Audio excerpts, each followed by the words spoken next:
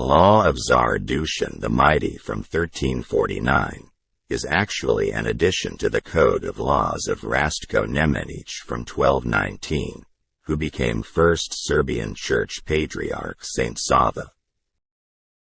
While the law is focused on the theological character of Serbian society, that is, on a comprehensive and receptive explanation of the postulates of the Holy Scriptures and church laws and their application in everyday life, because without God there is no morality of society. Until then, on the other hand, Dušan law was aimed at restraining the great, the rulers, and preventing the manifestation, in a practical sense, of oppression or tyranny both over the people and among themselves. All of which clearly indicates the beginnings of splits and dissensions within the state that can lead to its disintegration or civil war.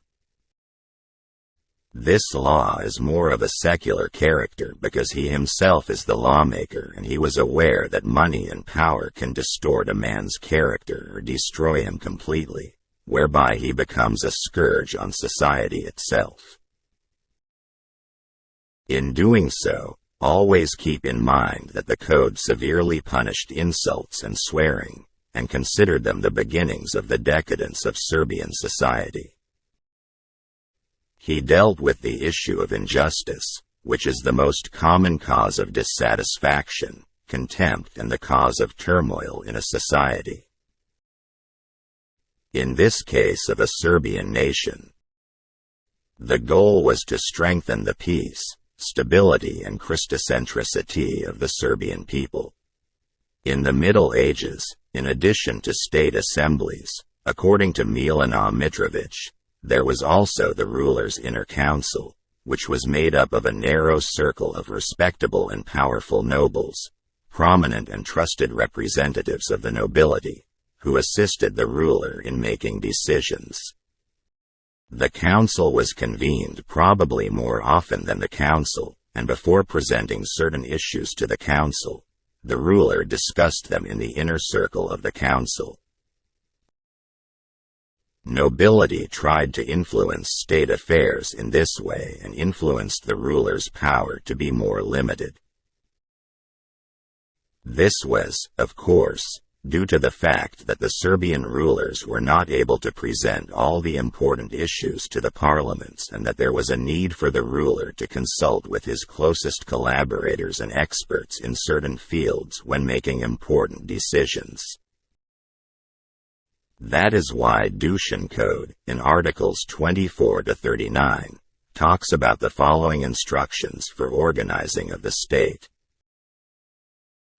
And if a church administrator is found who took a bribe, let him be destroyed. About church management, the churches are to be governed by the king, the patriarch, and the logothet, and no one else. On the liberation of churches, all the churches that are in the land of my empire, free my empire from all works, small and great.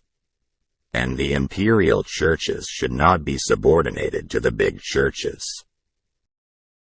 About food for the poor, and in all churches to feed the poor, as written by the founder, if they are not fed by the metropolitan, or by the bishop, or by the abbot, to decide from the dignity that he has.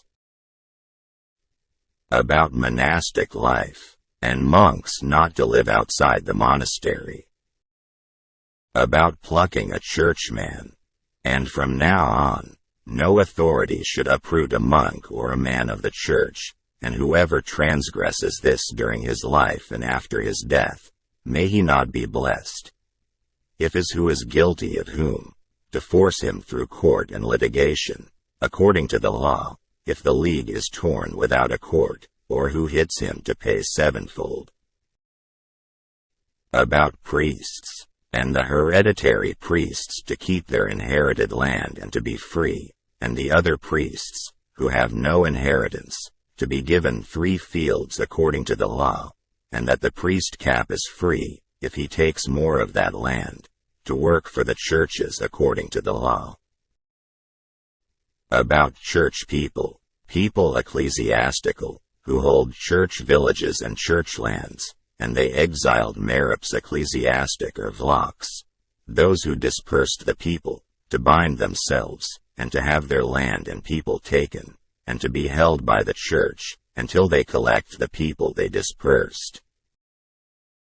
About the judgment of church people, ecclesiastical people in every lawsuit to be tried before their metropolitans, and in front of episcopes and abbot, and who are both men of the same church, that judge before their own church, and if they are litigants of two churches, let both churches judge them. About the village of medevials, and since the villages of Meropshina are empires, we in Zagoria and otherwise, church people should not go to Meropshina, neither for hay, nor for plowing, nor for vineyards, nor for one job, neither small nor big. My empire frees them from all work. Let them work only for the church. Whoever is found to exile Metohia to Meropshina, and disobeyed the law of the empire, that owner, that everything should be confiscated and that he should be punished. About church management, and he handed over the kingdom to the abbots of the church to manage all the houses, and to mares, and horses, and sheep, and all the rest, in all that they are free, which is fair, proper, and just, and as Chrysovolia writes of the founder. On church law, and to establish a law of general life for monks in monasteries according to the type of monastery. About the metropolitan referral, and the exarchs of the world should not be, that they should not be sent by the metropolits to the priests, nor to lead the metropolit horses to the priests, but that the metropolits should send 2 monks to the priests, that they instruct spiritually, and yes, they take the church income from the priests, such as it is from inheritance. About horse nutrition, from now on and in the future, the colts and horses of the empire are not to be given to churches or church villages for food. About lords and nobility, lords or nobility, who are in the state of our empire, Serbs and Greeks, to whom the empire was given to us as a heritage and in Chrysovolia, and which they hold until their assembly, their inheritance is safe.